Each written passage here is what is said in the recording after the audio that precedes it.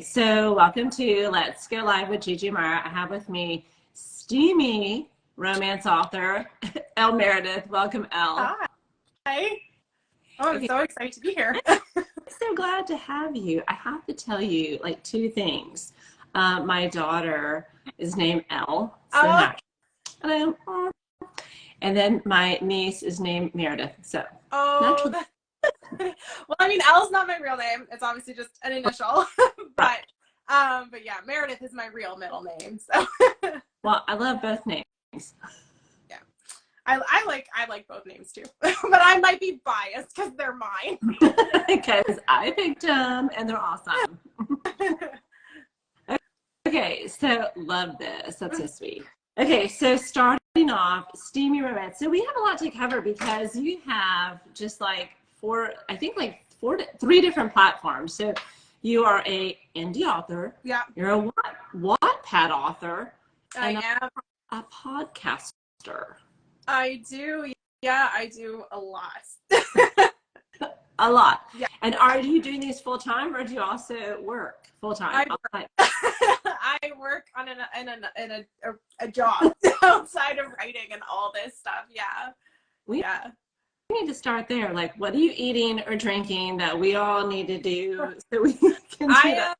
I am about 90% coffee and 10% tears. So that's what I run. That is awesome.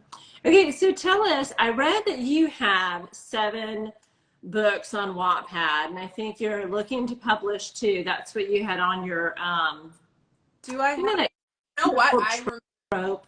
You know that little trope that's been going around? Yes. Yeah, and I'm trying to think. I removed a couple books from Wattpad since because I'm moving them to Amazon. So now I have 5 books on Wattpad. One's not complete. I'm just uploading a book now. And yeah, so 5 well, 4.5. But that's a lot. That's a lot. It is. Yeah, that's the coffee and the tears. That's what they're for. Okay, so how did you get started on Wattpad? Has that been your entry point into your author journey? Actually, no.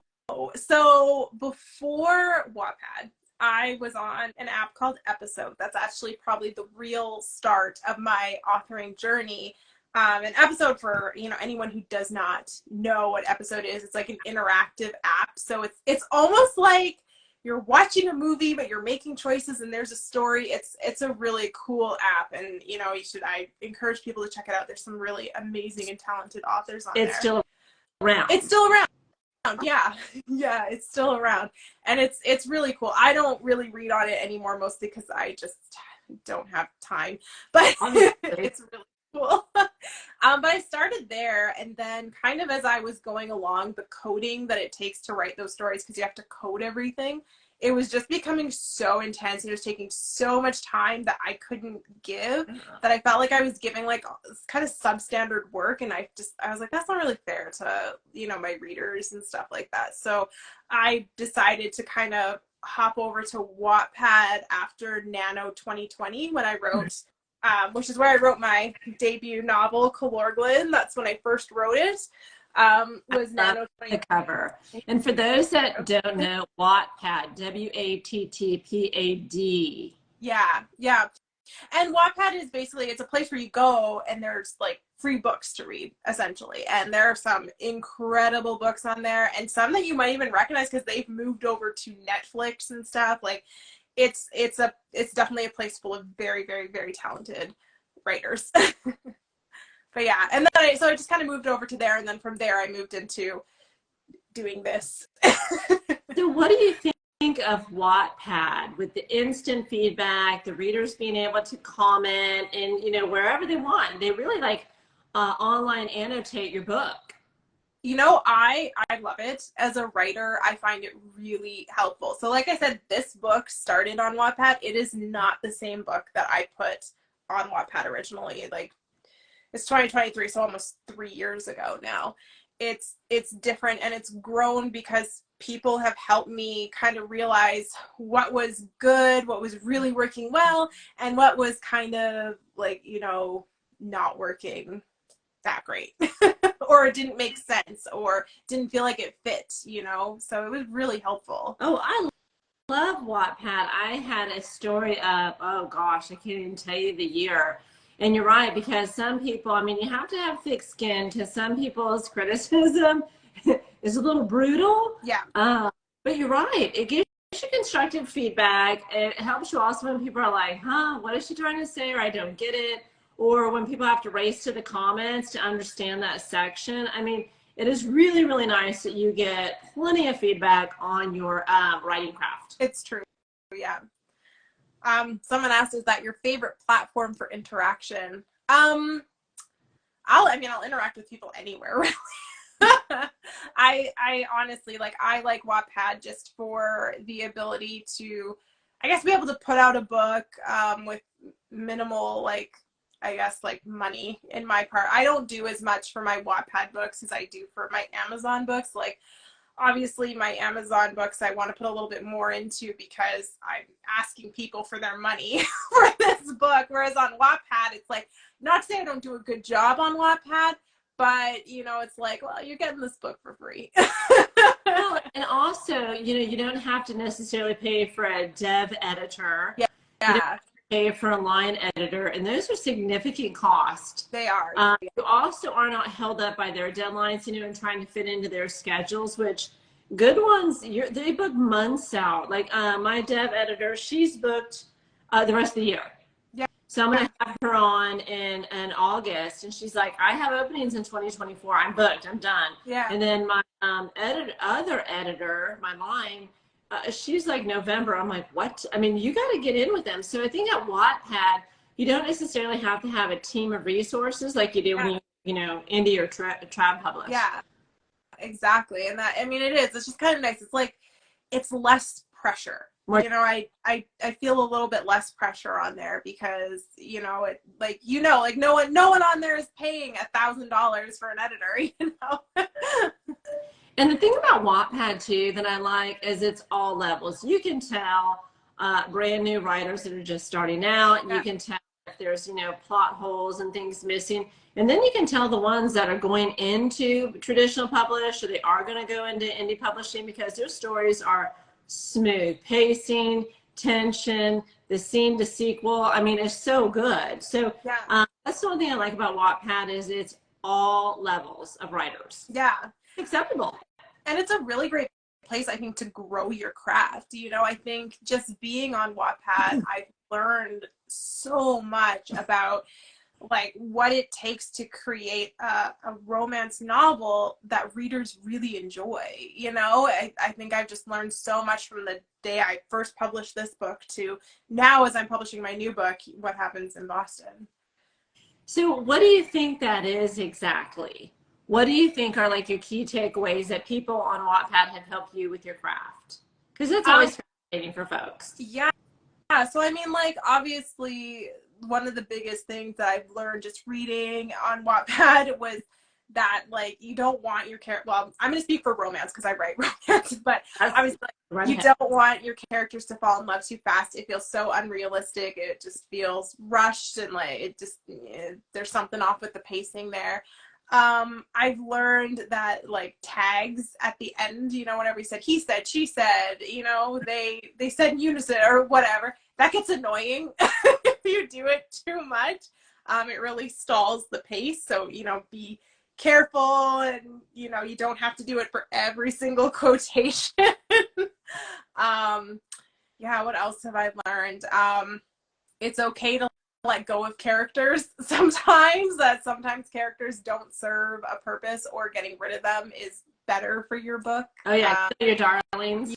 Yeah, kill your darlings. And yeah, I think I've also just kind of learned a little bit about how to write. Like, I write open door spice, so I've learned a lot more about how to do that effectively, how to do that you know, even in some respects a little more respectably, like I'm a woman. So, you know, I don't always know what, you know, a man's experience might be. So it's, you know, it's interesting when men come through and read my books and, you know, say things and comment. So I feel like I've kind of learned a lot in that perspective as well. And yeah, lots of little things. Well, you know, and romance is such a wide umbrella. I mean, there's everything to clean and sweet, Amish romance, all the way to like down and dry, you know, like trigger warnings on some of those sex scenes. Yeah. And so I think it's hard to find, you know, what you may be like, ooh, that's super spicy, like a 4 or 5. Other people are like, nah, it's like a 2. And you're like, yeah, what are you reading? Yeah. Yeah, it's so subjective. And you know, it's so funny because I remember this happened like with the Love Hypothesis. Like someone, I had bought it because someone said like, this is so spicy. And I was like, oh, okay, like I'm down for a spicy romance. And then I read it and I was like, like it had some spice, but I wouldn't call this like spicy. It's a great book, but you know, I don't think that's the word I would use to describe it. Where do your books tend to fall? Like if you were to describe your books to someone else, are they dark? Are they steamy? Are they rom-com, contemporary? They're contemporary. They're definitely, they're not dark. I don't do dark romance. I don't think I would be very good at that. I would say like if you like, you know, Tessa Bailey, Megan Quinn, those authors, that's probably kind of where you'd find my books. Some of them are rom-coms, like my current one that I'm publishing on Wattpad is a rom-com. This one is, I wouldn't call it a rom-com. It's, you know, it's got some funny moments, but you know, there's also a lot of other, I guess like different elements to it that aren't so funny. So, well, yeah. Rom-coms, you really, to me, that has a very heavy label, meaning like you better bring it and it better be funny, else readers will come with like pitchforks and torches. Yeah, and that's a lot of pressure because just because you find it funny or you write it funny, it may not land. Yeah, exactly. It's so true. And I feel the exact same way. I'm like, if you're telling me that this book is funny, I better be LOL, OLOLing, you know? I know. I have one book of mine that people are like, oh my gosh, I burst out laughing. And I'm like, that's fine. But I will never put it in a rom-com category just because you got a few laughs out of it, you know? Yeah, exactly. In all my books, I do try to put like a few laughs in to break up some of the tension and stuff like that. But it doesn't necessarily mean I'm writing a rom-com. It's just like, there's some heavy content here. Let's break it up a little so that you don't, you know, have to sit and cry. Okay, so do your books go to Wattpad first? Do you publish them first, work kind of out the story, the kinks in place of like a dev editor because those can be expensive, and then you gauge your like following or your readers and then move it to indie, or no, not at all?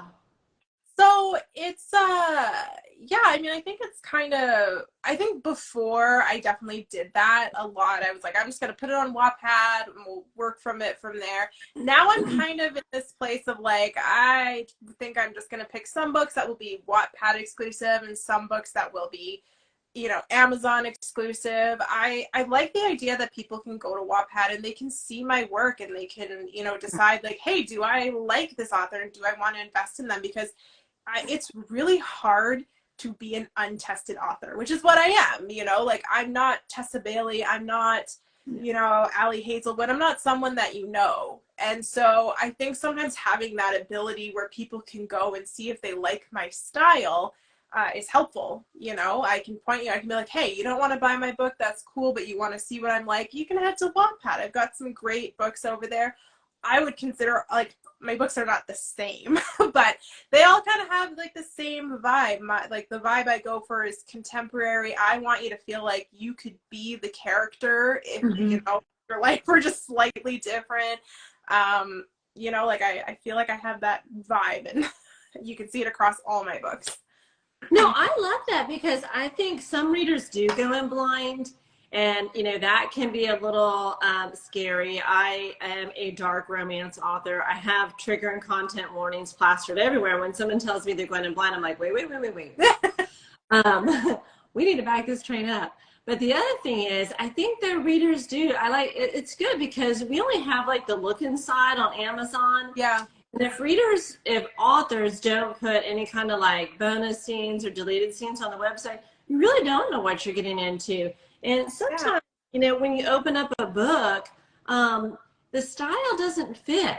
It's not that it's a good or bad. You're just like, well, I don't read long descriptive narrative, or I don't read short and choppy sentences, or I don't read third person, or I don't read first person, you know. So I think that's great that you allow people to get like a look-see to your writing style. Yeah, and I mean, at the end of the day, like I have a lot of fulfillment in my day job. I can't see myself leaving it for, you know, to go and be a full-time writer. Nice. So a lot of like my writing is money at it. Cool, great, that's awesome. But it's not like the be all end all for me. You know, if I don't make a sale this month, I'm not going to be like, well, I'm done, you know, and walk away from writing. Like I do it because I genuinely enjoy doing it. And I think that probably shows up in your stories, because when the pressure's off, then you have a richer story. There's not like a deadline. There's not, like I said, the rest of the team has to have it by such and such date in order to meet your, you know, publishing date. And so sometimes those can be better stories because you spend more time on them. Yeah. And I mean, it's part of why I like being an indie author. Like, even when I did this book, like, there wasn't a ton of pressure outside of my own pressure. Right. But I didn't have all these, like, outside things really that I had to worry about. I wasn't worrying about a traditional publishing house, which is, you know, for anyone who's ever talked to like a traditionally published author, it's a lot of like, hurry up, but then you gotta wait forever, you know. So it's like you're hurrying up just to wait constantly. Whereas with this, it was like, you know, my own pace, my own time. It comes out when it comes out. There's no pressure on it, and I definitely like that a lot better. I do feel like I can produce better work that way. Well, also you have what, 2 series that are on Wattpad? Brother, I have one now. One now, because Calorglen is a series, so the second book is actually coming out later this year. On Amazon or Wattpad? It's coming on Amazon. And then my Bachelor Collective series is on Wattpad, and that is a series. Well, I know that. Will that be a Wattpad exclusive? Yes, I am. I have decided that I'm going to keep the Bachelor Collective as a Wattpad exclusive story. And a lot of that just comes from the Bachelor Collective is very much experimental for me in learning how to write from a male perspective. I'd always written female perspective, and so it was my first kind of dance into writing from the male perspective, and I really enjoyed doing it, but I also think I've learned a lot since I started that series, and so I feel like if I put anything out on Amazon, I want it to be a little bit more polished, and I'm not sure if I'm feeling like I want to go back and really work through the Bachelor Collective a second time. So anyway. Oh, no, I understand. It's a great book, I will say. Read is amazing. Go read it. I know. Let's get our plug in. Yeah, exactly. All my books are great. But it is hard to write. I think that's one of the challenges as us authors, is to continue to stretch. Do you write in single POV or multi, or how do you write? So originally I did single POV. I'm just releasing my very first dual POV book on Wattpad. I will plug it again. What Happens in Boston. It's a great book. And yeah, it's very interesting. I'm not sure which one I enjoy more. I know that I enjoy reading dual POV more than single when it comes to romances. Yeah.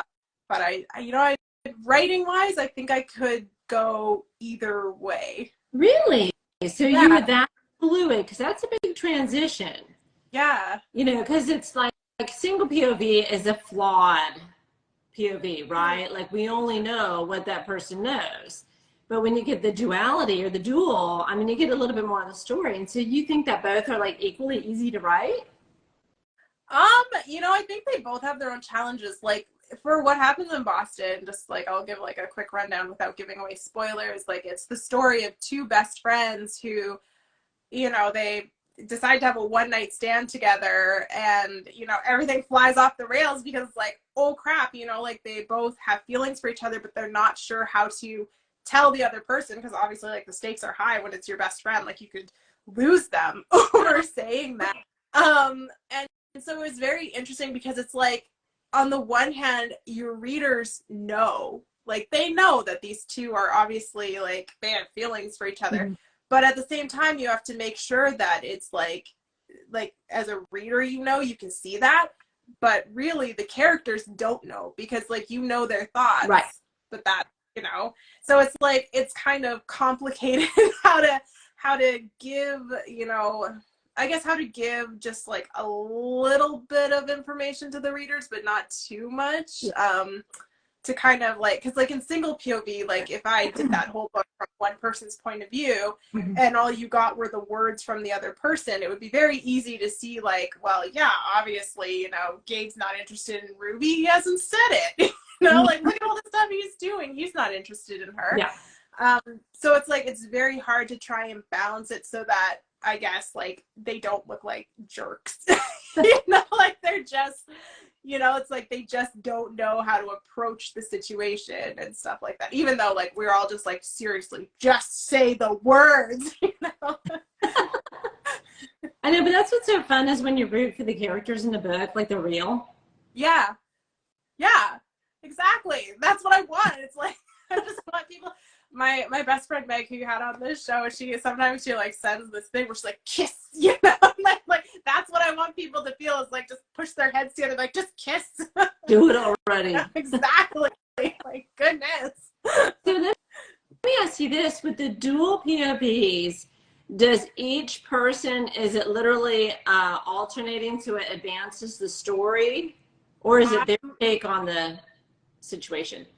Yeah, so in my books, I've done it so that it's one chapter is one chapter is the other. But I've been doing a lot of reading this year, and a lot of this reading has been for my own benefit of learning how to, I guess, construct romances in different ways and stuff like that. And I did just recently read a book called, oh gosh, Winston Brothers. I always confuse all their books. What was it? It was the fourth book, which I think is like Beard with Me or something like that. I can't remember. But it was very interesting because it was it was really heavy on the male perspective, and there was very few chapters from the female perspective. And I thought that was really interesting, because most books you do see that, like, you know, like male, female, male, female, male, female, you know, kind of like that. So I thought that was really interesting, and I'm like, maybe I want to try that sometime, like just kind of see how the story flows and just run with whatever POV makes the most sense in the moment, versus like constantly like alternating and trying to make the story fit that way. Because I think I did struggle a little bit with doing like the two characters' names are Ruby, Gabe, so like going like Gabe, Ruby, you know, and trying to keep the story flowing well. It's hard because sometimes, you know, you're right, you want two chapters back to back of hers because you're like really not finished with hers for his to pick up. You're like, we're not there yet. Yeah, exactly. But I had kind of like, when I wrote the book, I had thought that was how you do it. And now as I'm reading more books, I'm realizing like, no, there's no set rule. You can kind of make your own rules. Exactly. And make it work and make a really cohesive and good dual POV. So now I'm like more interested, I guess, in exploring dual POV a little bit more. So I guess we'll see what my future works have to hold. I do still have a lot of single POV books. So I only write in single POV, and I always tell people it's because that's life. I mean, yeah. I'd like to know what you think and he thinks and she thinks, you know, but we don't get that. And so our perspective, all the decisions we make, everything, that the way we process information is based on our experiences, our life. It's such a flaw. And so when I write these books, they're very deep first person. I want you to like be her, and your back's against the wall, and what are you gonna do? I hope my back against the wall with a very sexy man in front of me. Well, hopefully. Or it could, you know, she could be a prisoner in that regard. But you know, Sarah Moss or Mass, I always see her name wrong. I always say Moss, but I always say Moss, yeah. So she's the queen of fantasy, and I do read a lot of fantasy, and she does not do the alternating POV. Yeah. She just does however the story unfolds is that person who's the storyteller, you know, for those how many ever chapters, then she'll move on to another one. Yeah. There, you know, I'm a huge Outlander fan. Meg's in this chat and she's like, I just see her already typing, no, don't start. Okay, don't we all love Outlander? Oh, good. Okay, good. Okay, good. I'm with friends. If Sarah's the queen of fantasy, she's the queen of like historical, not fiction. I guess it'd be historical romance fiction. Yeah, she's kind of like a. What is she? It's like historical fiction, fantasy. I think it's historical women's fiction. On my books, it just says fiction. Just fiction. But with her, though, I find her way of doing the different POVs very interesting. So, did I freeze? No. No, okay. I didn't know if I froze. I was like, oh no.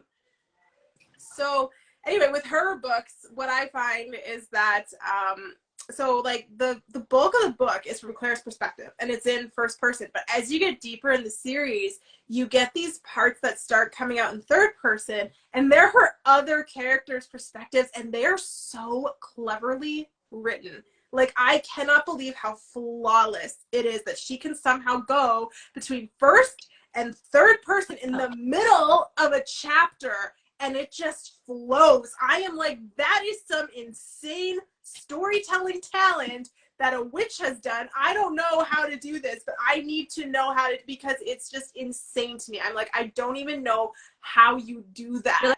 I don't get it. Sorcery is this? Okay? Exactly. That's next level. Like, it's just it's like it blows my mind every time I'm reading and all of a sudden I'm in third person and I'm in like Roger Mackenzie's point of view. I'm like, how did this flow so well from just being in first person? You're like, hold on, when did we fit? I know. It's like, you gotta go backwards and see like how did she doesn't do anything. She just makes a new paragraph and I'm like, I still don't get it.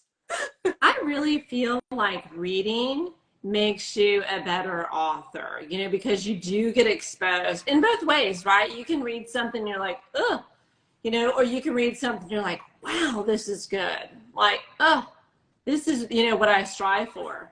I agree. I just read a book, If We Were Villains, and I like that book. I was just mind blown the whole time. It was just so insanely well done. It was a modern book with all this like Shakespeare in it, and it was just incorporated in such a way that like I can't even describe it. It was just so well done. I've never read anything like that before. Is it a romance? No, it's a mystery. Oh. It was a mystery novel. I'm in a book club on Goodreads, which I love being in book clubs because you get exposed to all these books. Like, I never would have picked up that book off the shelf probably. But for the book club, I read it and I was like, holy crap, this is good. I'm in two book clubs and the last week they're like, do you want to pick? I'm like, heck no. Yeah. Like, no, give me the book. Tell me what I'm reading this month. But yeah, no, like, it's just like, it's amazing to me to see what authors can do because, and I always sit there, I'm like, I can't do that. How do you do that? And I think it's just been so good for me to expose myself to all these things. And especially in different, I've been trying to read in different genres than what I normally read in. And I think it's been really, really, really good for me in like creating different stories and doing storytelling. I do read a lot of romance because I write romance, but, yeah, it's been really interesting. No, I know what you're saying. I read a lot of romance. I also read a lot of fantasy, and it can be dark fantasy, urban, high, you know, but those tend to have like a lot of description. But it helps because you're like, okay, what do they do with dialogue tags? Yeah. You know, yeah. And you you talk to some editors are like, no more, everything has to be said or say, and you're like, boring. Yeah. But you'll find some authors, they will use different descriptive words, and that's it. They don't care. Or others will just use beats of action. And so I feel like it helps shape you and your writing as to be, you know, what your craft is. And that's all genres. You're like, sometimes you just want to see the mechanics. Like, how do they do this? How do they handle flashbacks? You know, or how are flashbacks done in a very, you know, like you're saying, very symmetric, very smooth. You didn't even know you're in a flashback sometimes. Yeah, exactly. And it is, I mean, it blows my mind what writers can do. Talking about tags, like it was really interesting because I was told in one of my books that I put too many tags, and I was like, oh, that sounds really bad. But then I was reading a book, Vladimir, by, what's her name? Julia May Jonas, I think is the author's name. Anyway, so I was reading her book, Vladimir, and it was like all the time, it was like, he said, she said, I said, they said, you know, and it was all the time. And I was like, did I have too many tags, or was it just that my pacing wasn't right for it? Whereas in her book, where it was meant to be a bit of a slower pace, a lot of build up to like the final scene, I was like, maybe that was the problem. It's not so much that you can't have tags, it's that, you know, you have to think about your pacing, and are the tags getting in the way of that pacing kind of thing. Yeah, and a descriptive action instead. Can you do that? I think too, reading and also being able to put up your works on Wattpad, readers can see, okay, is she narrative heavy? Is she descriptive heavy? Is her character dialogue heavy? You know, there are some people, like I believe like Dean Koontz, he's very, very descriptive. Yeah. You know, and Dan Brown too. Yeah, pages with no dialogue. Well, if that's not the kind of reader you are, then it's not, you know. And then other people are like, I would prefer the character tell me than me reading all this narrative. Yeah. Yeah, exactly. Yeah, and that's part of why I like still having some free stuff on Wattpad, is I'm like, I feel like you can get an essence of who I am and what I'm writing.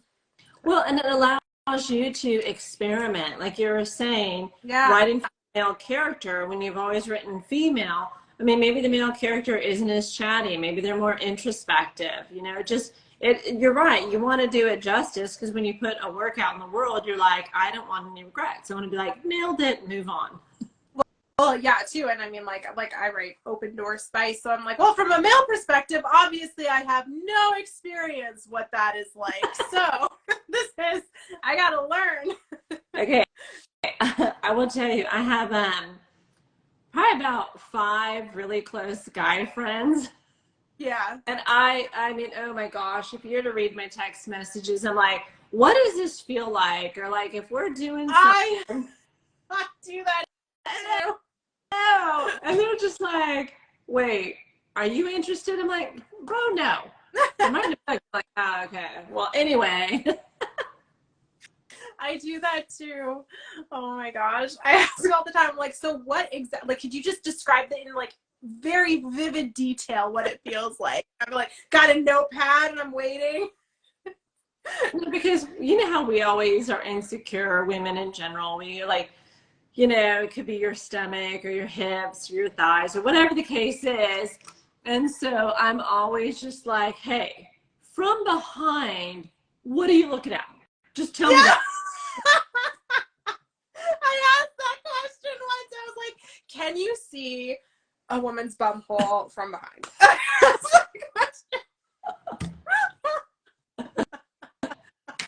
This interview down into place. Yeah. Now you're like, okay, we gotta turn this off now. IG filter will be like, nope, no more.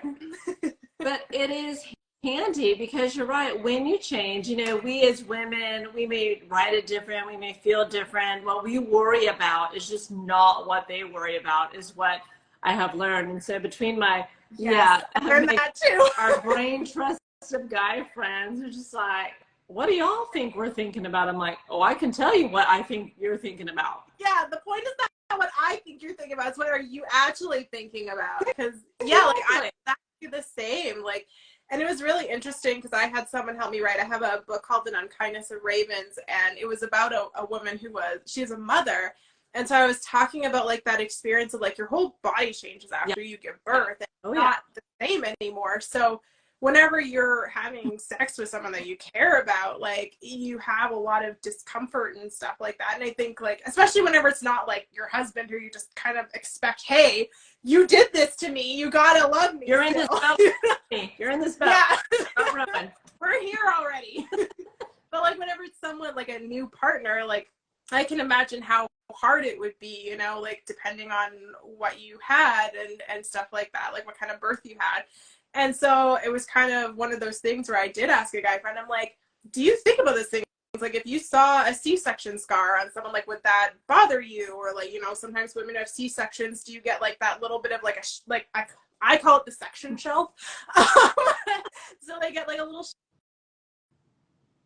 you know, I mean, they're not exactly sewing you up to be pretty. So, and you know, I kind of asked, I was like, do you care about that? And he's like, no. He's like, I care about what we're about to do. He's like, and that's it. I was like, okay. He's like, not looking at that. Yeah.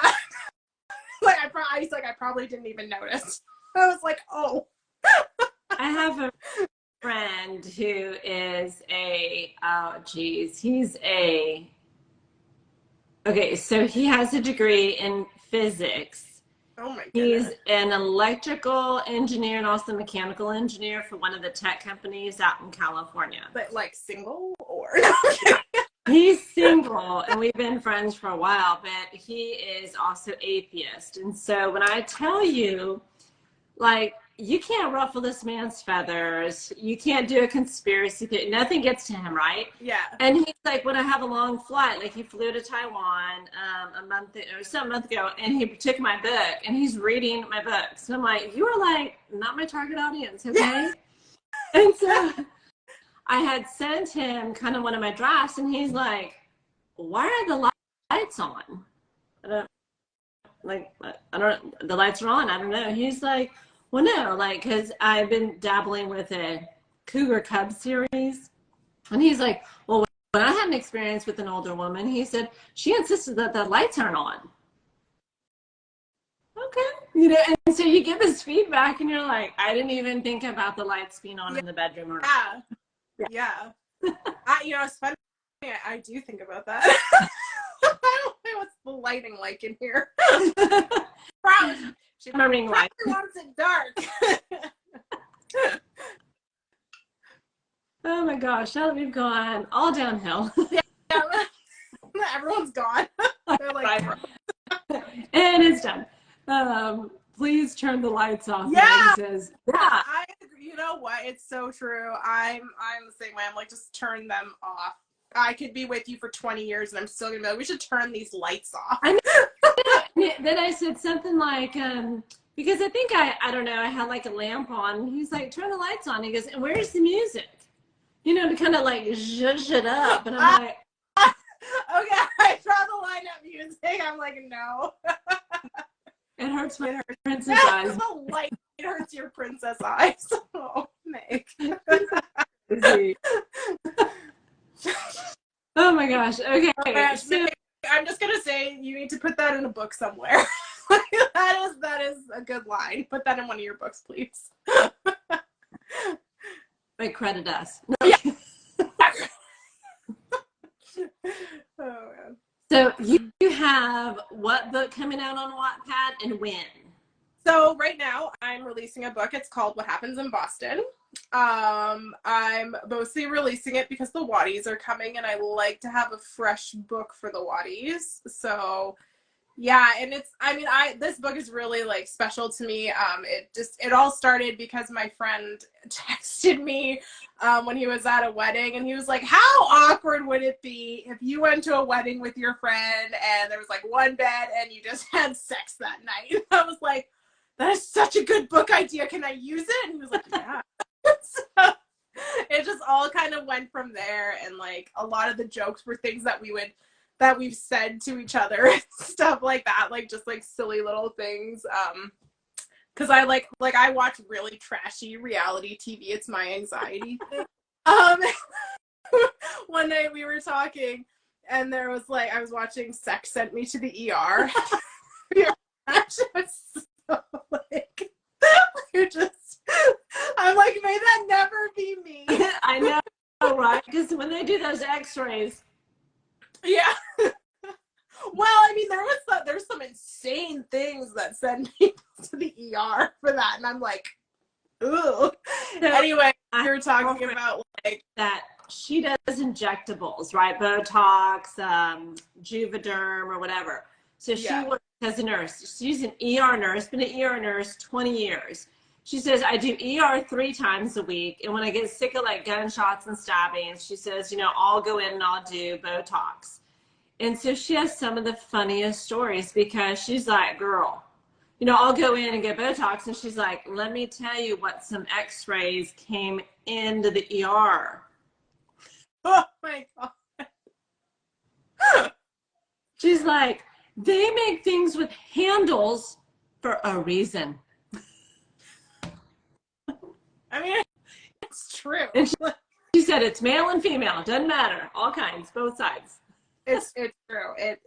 It's amazing. But like, yeah, I don't know. There's just some crazy stuff there. And anyway, he makes fun of me for watching shows like that. So I had to like include that in there and stuff like that. Is he going to be in the acknowledgments? Because this is You know what?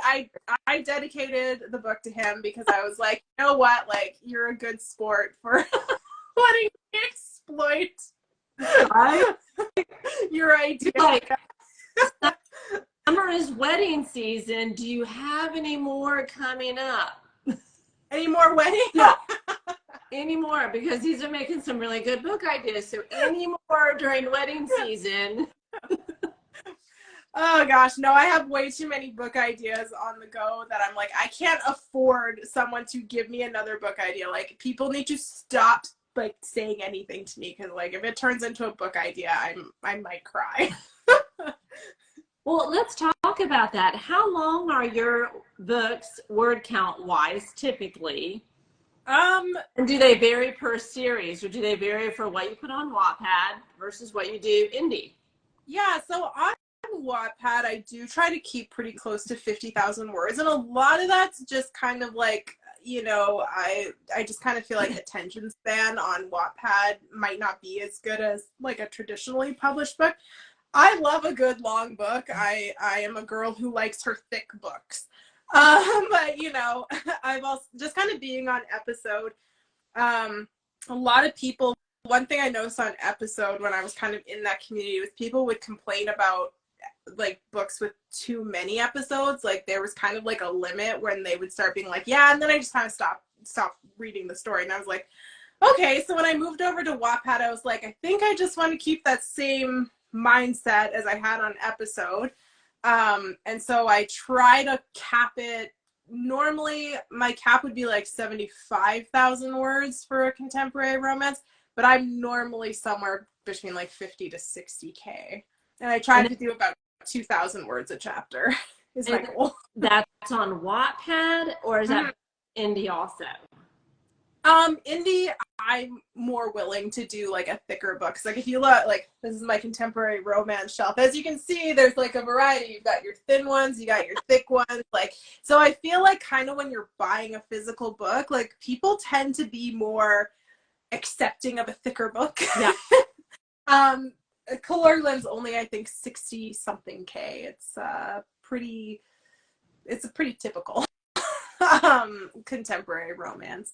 But yeah, that's just kind of like that's my thought. I could be very, very wrong too. But that's just kind of like, I kind of just stuck with like episode rules when I moved to Wattpad, even though they're two totally different apps. I will say they're very, very different. I just, you know, it could just be because I had just walked out of the episode world. Yes. So it felt easier. Are they happy for now, or happily ever after? I am a happily ever after gal. I will say, I think love is such a beautiful thing. I'm going to get sappy. I think love is so beautiful. Like, I do try to create very real love stories. I do try to create two people who really don't need each other, but you know, it's like being together, life is better than being apart is kind of like the style that I go for. Yeah. And I just love creating that. And I love two people who at the end of it all just choose each other because like my life sucks without you kind of thing. That's sweet though, because you love love. I do. I love love. I do.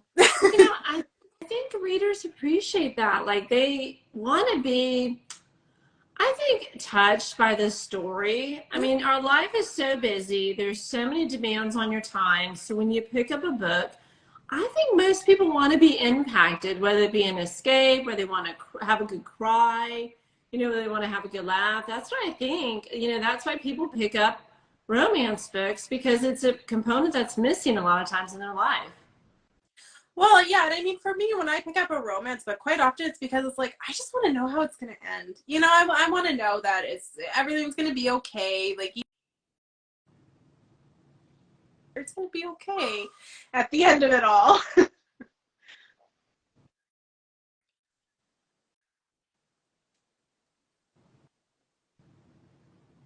Did I go? It was pixelating bad. Okay. Oh, there you go. It could be my internet service. My bad.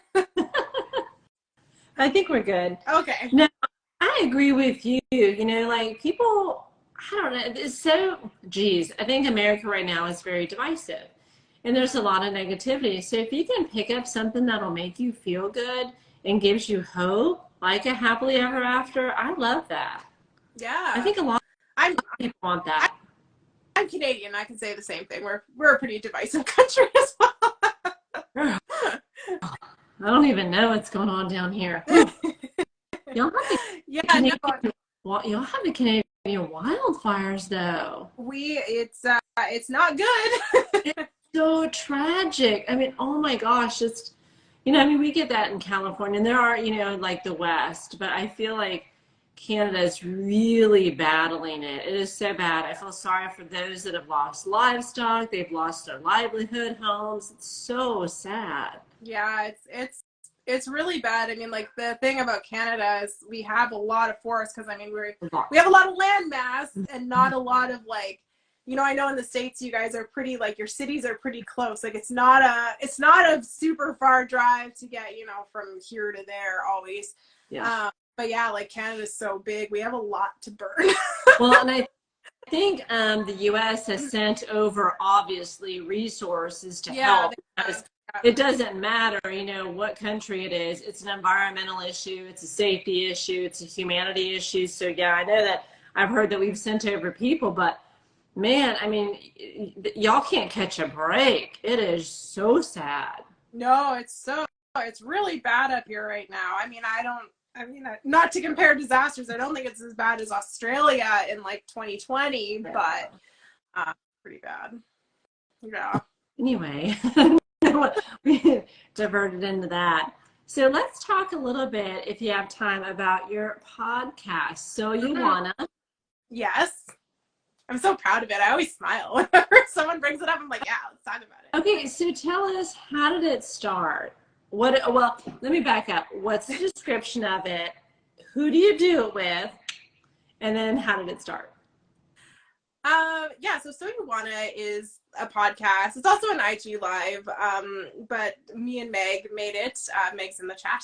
And it's basically our way of giving back to the indie community, which is such an amazing community. We try to talk about things like genres, so to teach people about the different genres, mechanics, so like how to do things like beat imposter syndrome, or how to get over creative burnout, or you know, my brain is not working. Meg, like there's so many put something in the comments. Like, you know, Meg, help out. Yeah, Meg, drop some. You know, like what's the difference between, you know, erotica and romance? You know, like just all these like little, like all these kind of mechanical things.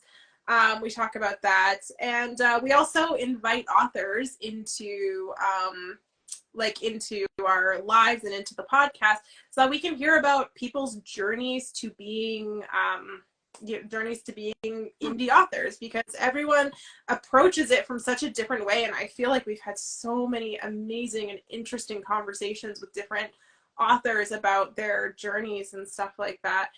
We also sell like things to help authors. So like we have this notebook, it's called So You Want to Write a Romance. So this is what we follow to write a romance. Like it's how we plot out all of our romances to make sure that we build tension, create good chemistry, and all those things. Yeah, it's quite the project. Okay, so boy, Meg loaded it up. Yeah, she did great. She doesn't have the pressure. I actually put her in the hot seat. I'm like, Meg, drop it. Yeah, so she's got like Wattpad contest, how to write a romance, how to write a fantasy, writing dialogue. Yeah, like there's a lot. Okay, so I'm kind of fascinated because there's How to Save the Cat, there's Romancing the Bee, there's a 3-act structure. Some people do a 4-act structure. So could you show us again what you guys are using? And if, for those listening, where do you get it? So, okay, so we use like an 11-part structure. So it's each step individually, and then we break it down. So like we have each section. So like one is, the meet cute. So this is where your couples meet, essentially, however you want to do that. And then you have the rejection.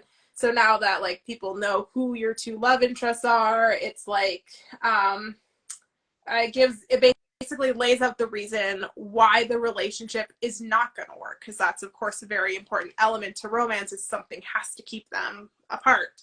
Yeah. And then you have step 3, which is giving it a chance. So despite saying like, this will never work, because like something's going to bring them together and they have to work together. And then we have trials or temptations, or some people call it 3 dates or whatever.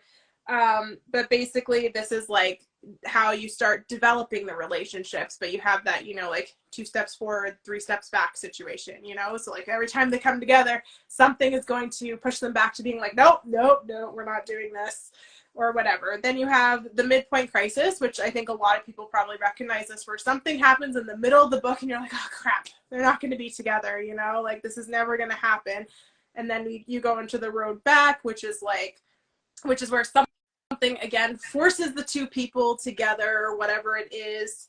And then you have Can't Help Falling in Love, which is basically, this is the whole section in the romance where everything feels like it's going well, like they're finally falling in love, they're finally, if you're writing a spicy romance, the spice is finally happening, like they're finally admitting that they like each other, all for it to fall apart in the 3rd act breakup, or we call it the dark moment, which is basically like whatever the main thing was that was keeping them apart finally comes to a head and they break up, and everything's awful.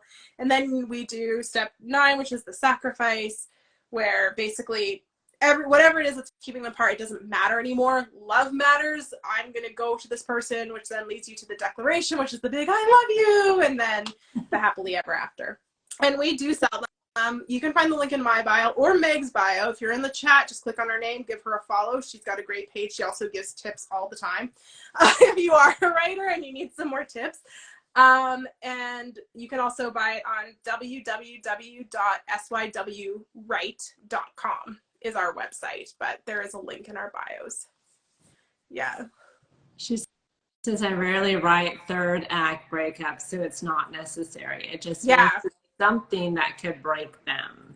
Yeah, exactly. Like you don't necessarily have to like completely break them up. There are many books where they don't break up, but there should be something really big should happen that is like hits ahead.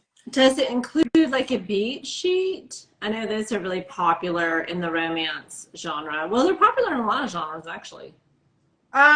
No, it's just, inside is just a empty notebook for your notes. Oh, okay. No, I'm telling you, I cannot follow a beat sheet to save my life. My dev editor's like, by chapter 29, they should be here. And I'm like, I don't know why they're not there. I don't know why they're not there. I don't know what's going on.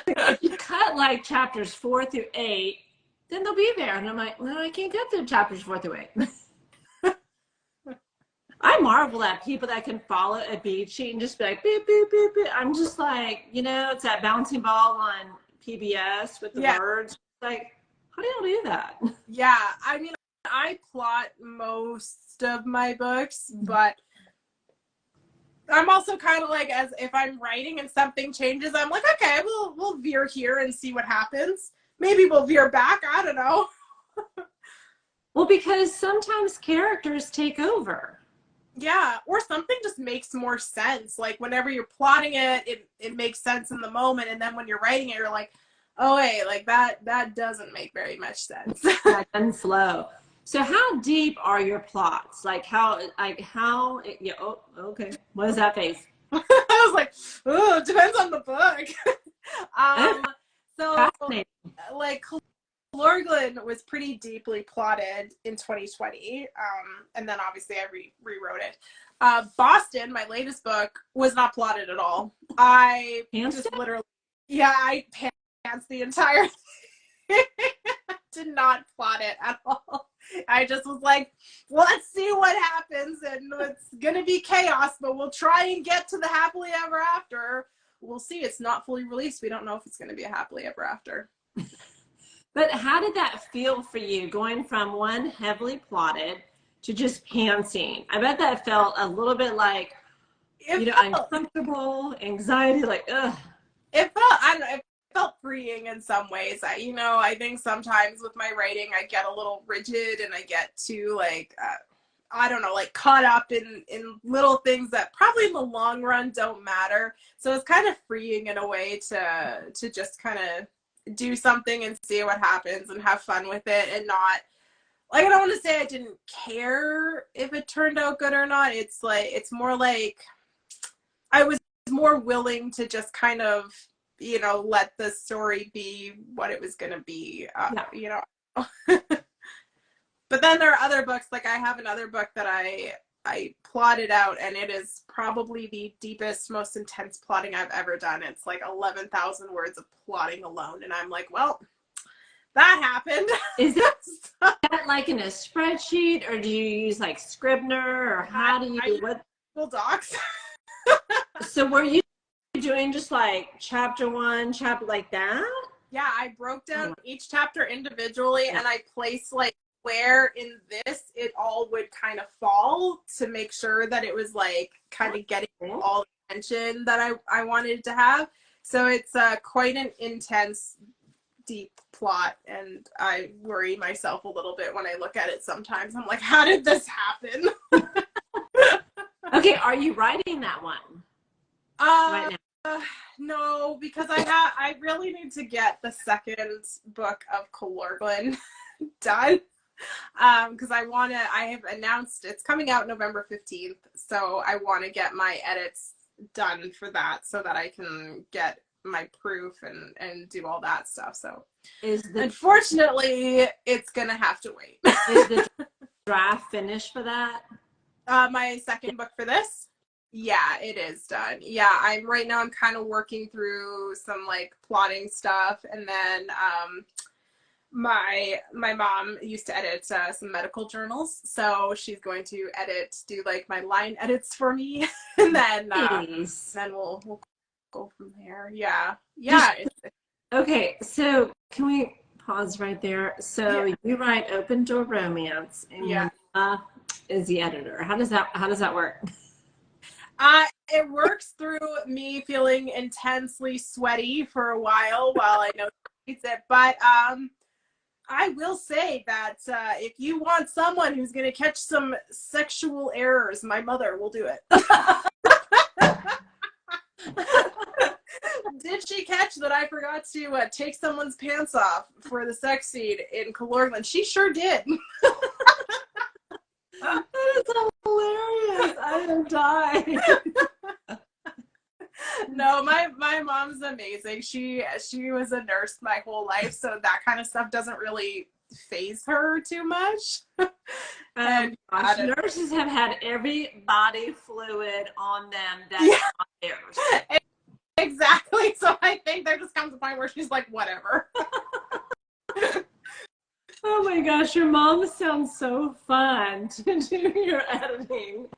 She is, yeah. And she asks too. Like, I've been working on just trying to get like the plot kind of firmed up, And she's like, so when am I getting my hands on your next book? Like, when is it coming? And I was like, Mom, give me a minute.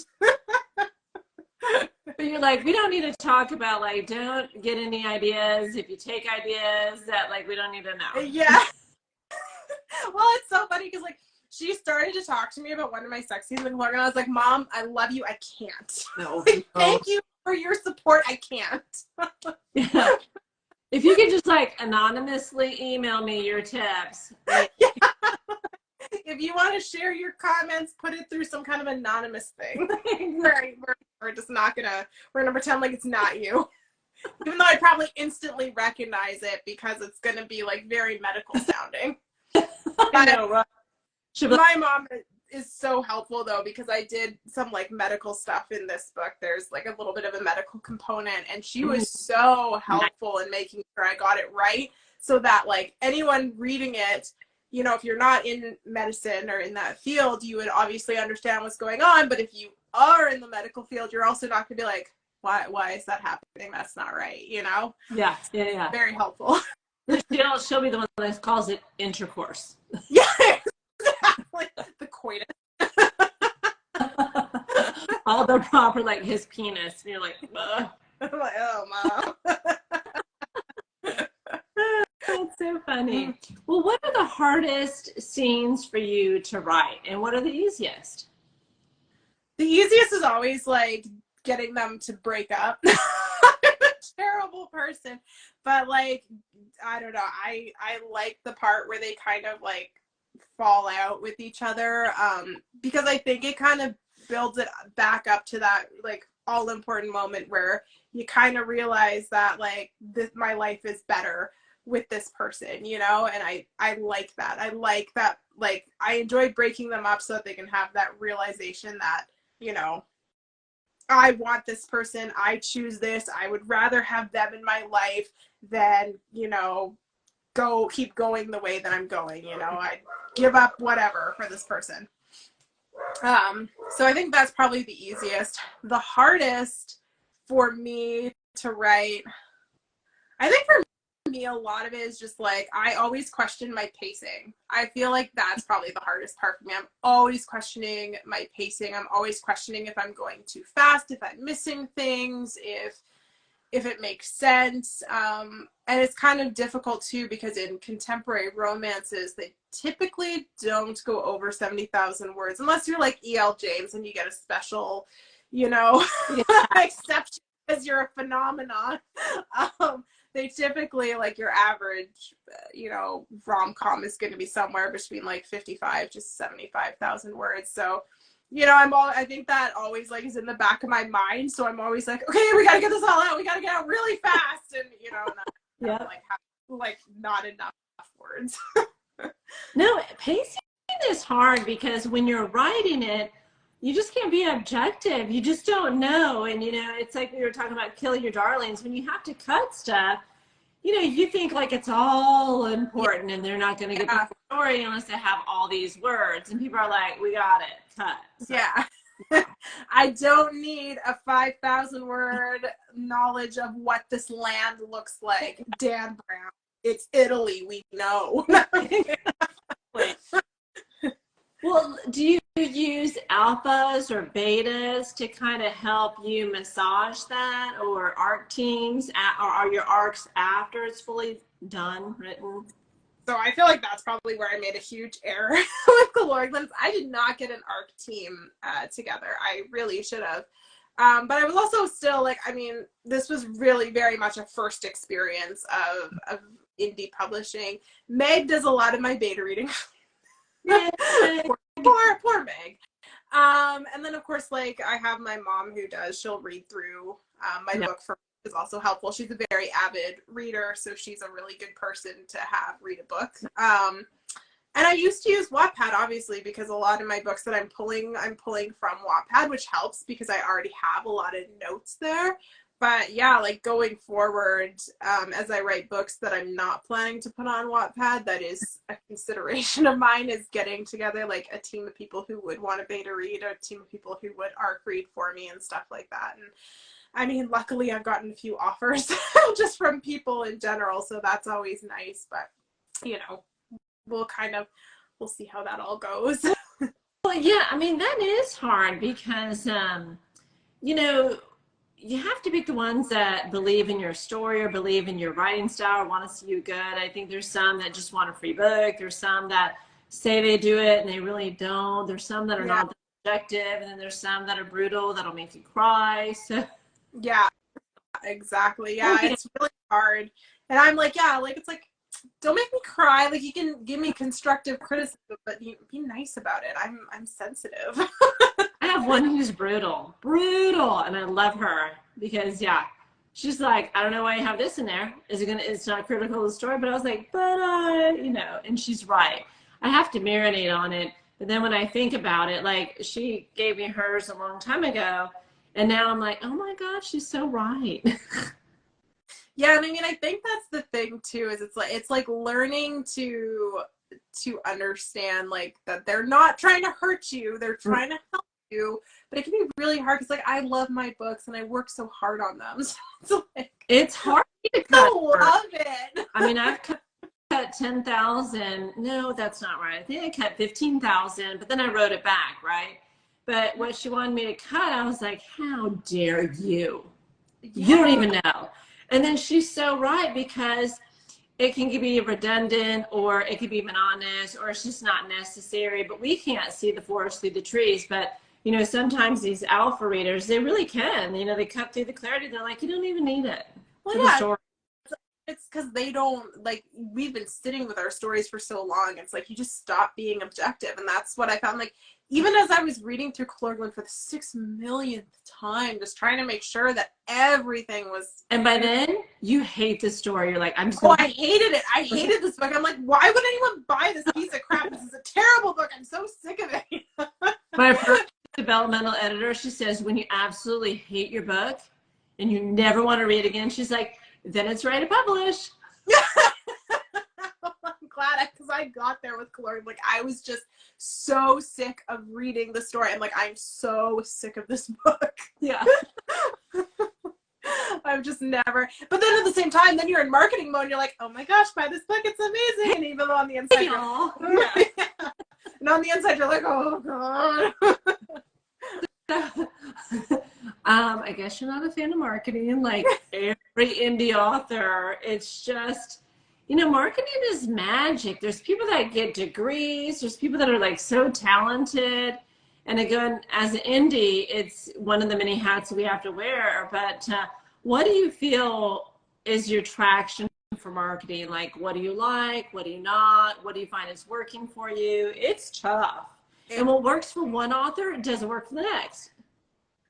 Yeah, it's really interesting. And I think a lot of it goes into like whatever app you're using to market on, because they're all so different. Like, you know, I mean, if you're on Instagram, it's like a lot of what I found on Instagram is when I stopped like kind of forcing my book on people, and it was just kind of like this thing that existed in my posts, and it wasn't like, buy my book, go here, it's on here, like get it here, but like all this stuff. All of a sudden I noticed like, oh, like I'm getting reads on Kindle Unlimited, when it was just kind of like a little blip in the corner, like this is the book, and like in the corner it would be like, you know, you can get it on Kindle Unlimited.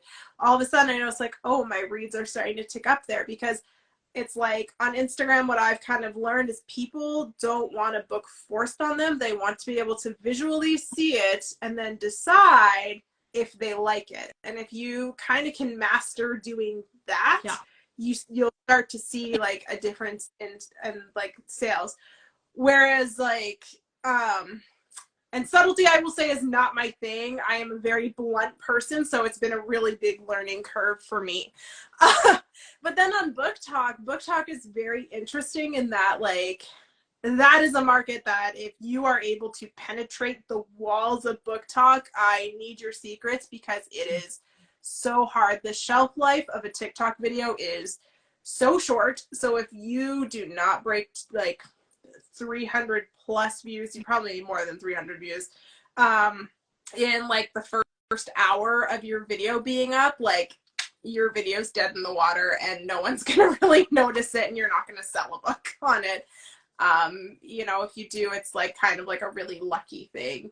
a lot of like book talk, I found it's a lot of somehow marketing. It's almost like I have to market my book, but not really market my book. Like the one video I made sales on was a video I used when that Chinchilla song was trending, and I talked about, you know, the spice in my books and like what matters to me. So, you know, saying things like, obviously, like no is no in my books, and, you know, like women have sexual power in my books and stuff, and that made people want to buy my book.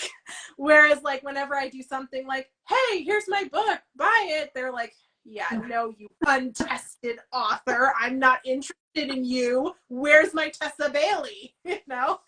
Yeah. So no, it's a lot of learning that. It's like learning each social media app and what's working for your audience and what's not working. And it takes a lot of like trying this, trying that, tweaking that, you know, and it's been a year learning. No, where it was some conference that I was on, you know, there's a ton of conferences for writers all the time. Yeah. And they said book talk runs, what am I trying to say? It runs every 19 minutes. And so your post by 19 minutes is like gone forever. Yeah. So it's whoever, because we like suicide swipe is what she was calling it on this conference. And so like if you can't grab them and it's been on there 19 minutes, she's like, it won't pick it up again. Yeah, no, like there's... well, TikTok won't pick it up and push it out to more audience. So within the first 19 minutes, if it's not, you know, like wildfire, it never will be. Yeah. And it's so true. It's so true. Where Instagram is a little bit different, because Instagram sometimes, like I've had reels that, you know, on Instagram itself didn't go well, but all of a sudden, like on Facebook, because they're kind of interconnected, weirdly on Facebook, it gets picked up. It's very strange.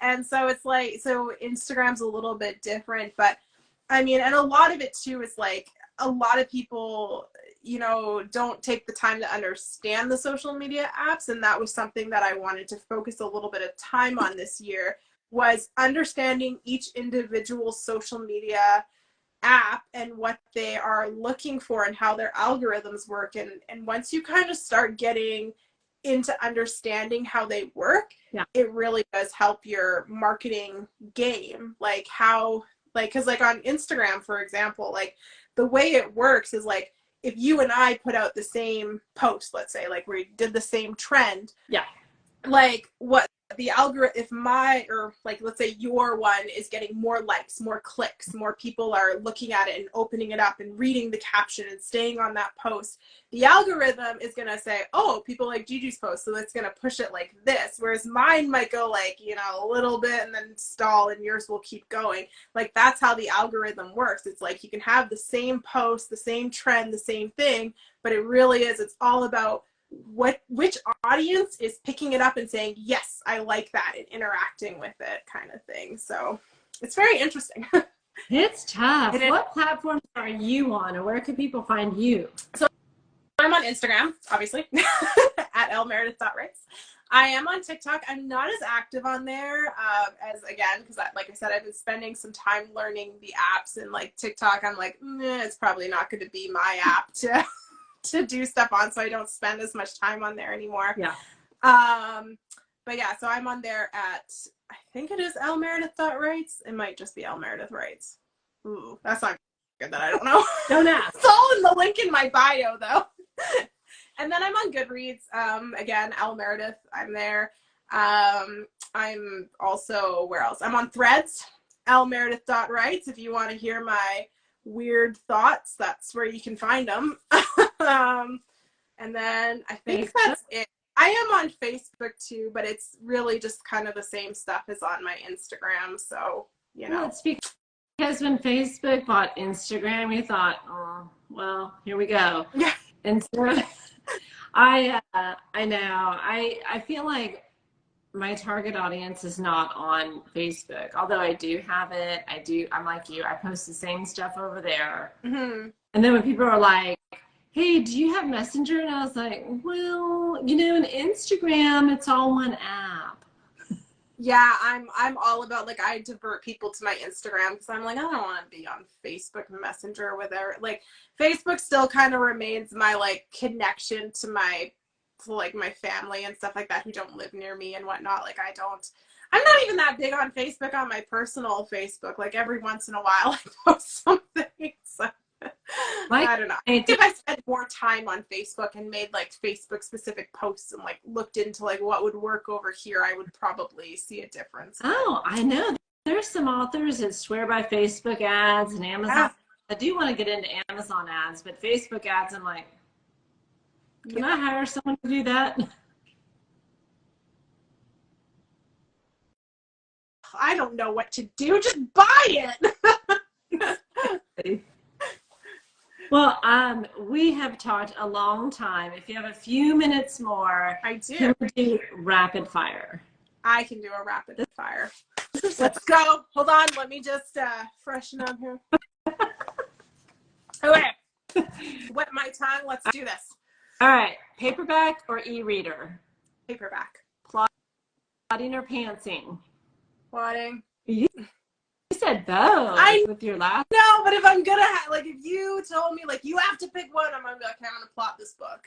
That's what I would do. That's what I would do. First person or third person? First. Plot driven or character driven? Oh man, that's a hard one. It's no rapid fire anymore. Dang, I guess plot driven. Okay, it kind of makes sense though, since you're a plotter. Yeah. Writing alone, writing with a group, or writing sprints? Dang, this is such a mood question. You can say mood writer. I think Meg, didn't you say mood writer? I don't know if she's still on here, but I think Meg said she's like a mood writer and a mood reader. I'm a mood writer. Sometimes I really enjoy being in a sprint, and sometimes I just want to be alone and get the work done, kind of thing. So yeah. I'm somewhere there. Both? Yeah.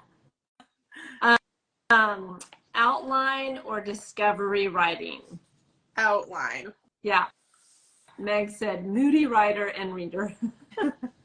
Writing in silence or writing with music? Silence normally.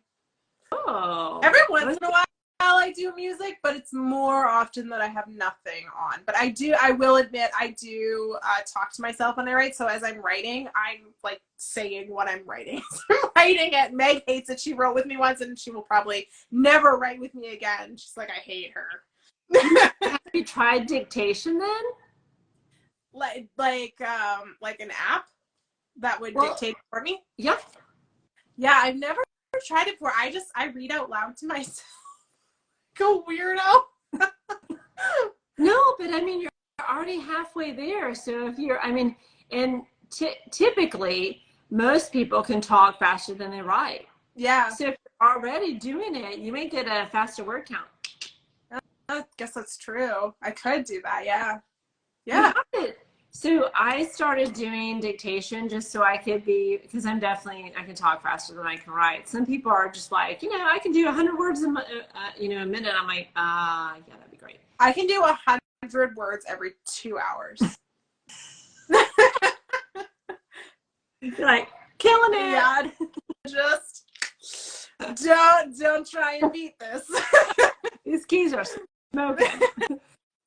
But with dictation though, I mean, you should try it. And since you're already talking out loud, you can get a higher word count. And granted, if you're just drafting, that first draft is already kind of brutal and rough anyway. Oh, so I just like to vomit those out. I like to just like get it out there. You may like it. You should try it. Yeah, this is not rapid fire anymore. No, it's not. We missed like the whole point of rapid fire.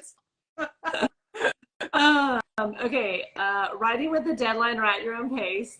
At my own pace. Series or standalones? Oh, such a mood question. I think I prefer both. I do. So I'm like, it just depends. Like, I will probably say a standalone. It's less pressure. Are they connected standalone? So it will be like, one character pops up.